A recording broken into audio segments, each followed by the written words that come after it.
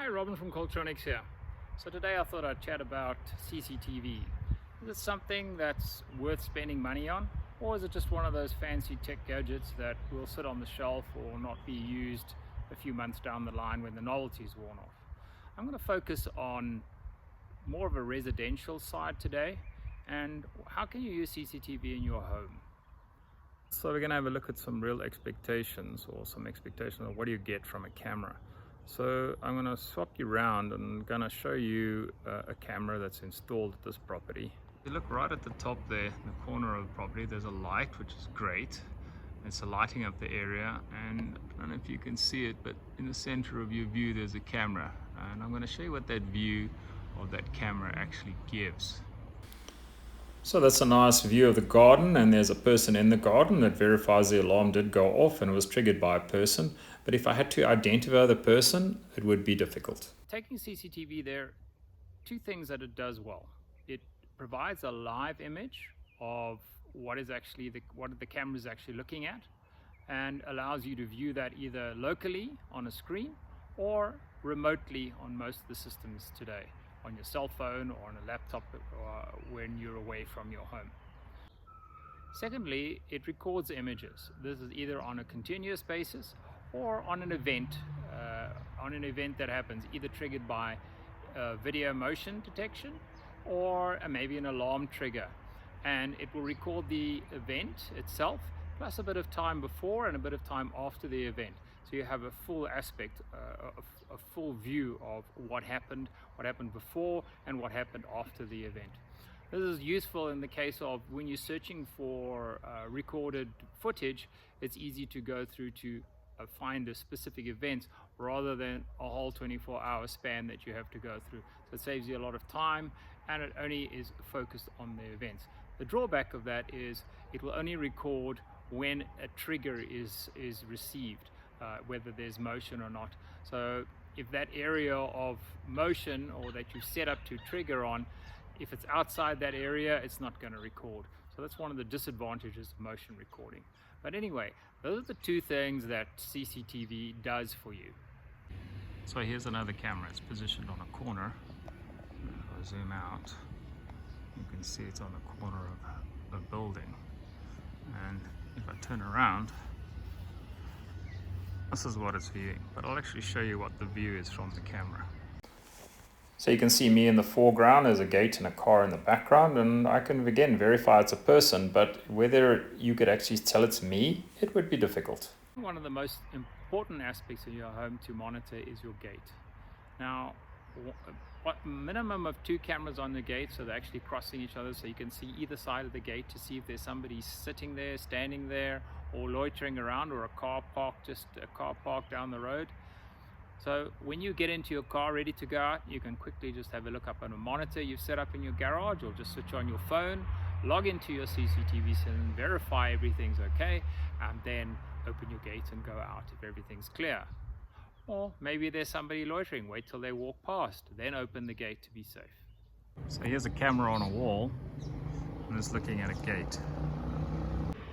Here's another one on the other side, and it's looking at that side of the gate. So it kind of crosses itself, so you get both sides of the gate.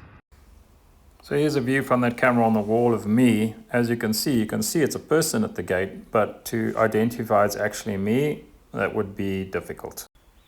So here's a view of the camera from the other wall, showing that it's clear and there's no other people around, and it's safe to let this person into the property. Here's an example of a driver arriving at the gate, rings the intercom, and I can verify that that person has arrived at the gate, and it's clear either side.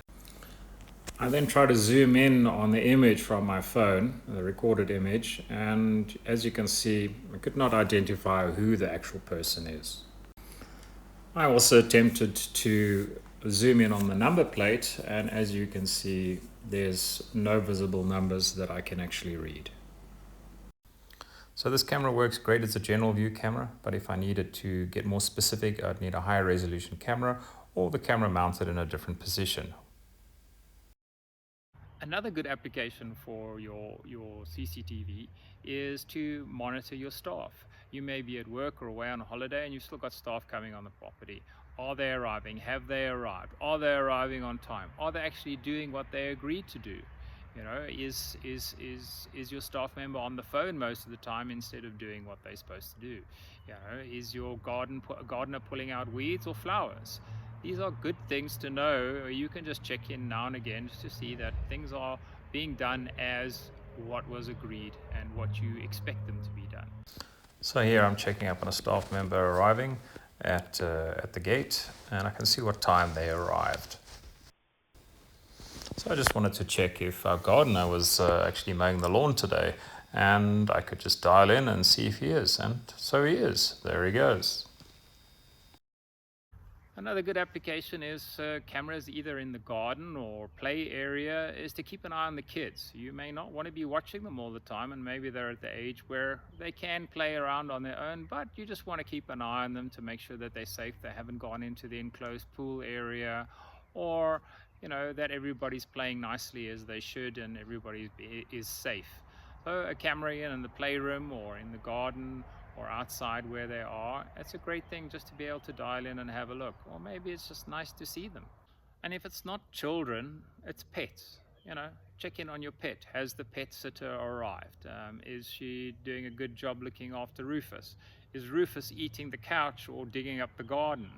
Do you need to take some action on that? So let's talk a bit about motion detection. Motion detection is advertised widely as this newfangled technology, and in really high-tech stuff it really works well, but in the sort of over-the-counter stuff and the DIY stuff it works, but it tends to trigger a lot of false alarms. A good application would be in an apartment when there's nobody around, and you've set up a camera that will trigger if there is an alarm, and it will send you an image of whoever's in your apartment.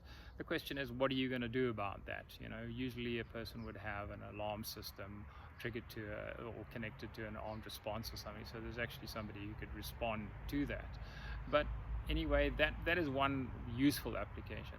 If you're trying to do motion detection on the outside, it's probably going to give you more false alarms than you want to deal with, and you'll be getting messages all the time, and eventually you'll switch it off. So indoor application, yes, it's viable. Outdoor, not so great. Here's a recording of a night view of that same camera, and you can see that blue line towards the bottom. You'll see the little red demarcations in that blue line, and those are motion detection recordings. And this saves a lot of space and also makes it a lot easier to find events that are actually applicable where there is actually motion in the area that you set up. So this is a very good use for motion detection. So cameras can be either overt or visible, or they could be covert, where they could be hidden in a motion detection fan behind a picture frame. So in a covert system, you don't want the person to know that they're being watched, so you can catch anybody if there's an alarm or verify there is somebody in an area where they're not supposed to be. Or you may want, or in most cases, a camera is overt where it's visible and people know that they're being watched and they're a little bit more aware of what they're doing and more compliant in what they've agreed to do and less likely to commit an offense. So here's an example of a covert camera where the little dot is the camera, and the motion detector can be used in a normal alarm system. One thing that's really neglected on CCTV systems today is maintenance, routine maintenance. We find a lot of cameras, they either are very dirty because remember the infrared lights and there, insects are attracted to them. They defecate all over your cameras, the spiders put spider webs all over your cameras, and when you actually need some footage from that camera, it's basically useless because you're looking at spiders or spider webs or dead insects. So a quarterly clean of your cameras is probably a good thing. The other thing we find is a lot of people don't even know that their cameras, their hard drive has failed and they're not actually recording anything. So when there is an incident and they want to have a look back at it, that they can't even, that they can't retrieve any of the data because it just hasn't been recording. So it's good to have your CCTV checked and maintained on a regular basis to make sure that it is working and it's going to be a useful item when there is a need. So I hope those insights give you a better idea of what you can use CCTV for in a residential situation, and maybe there's something there for you. If we can assist in any way from Koltronics, please give us a shout and we can see what we can do to help you either design a system, upgrade your system, maintain your system, or just give you some advice. So give us a call. Thank you for watching today.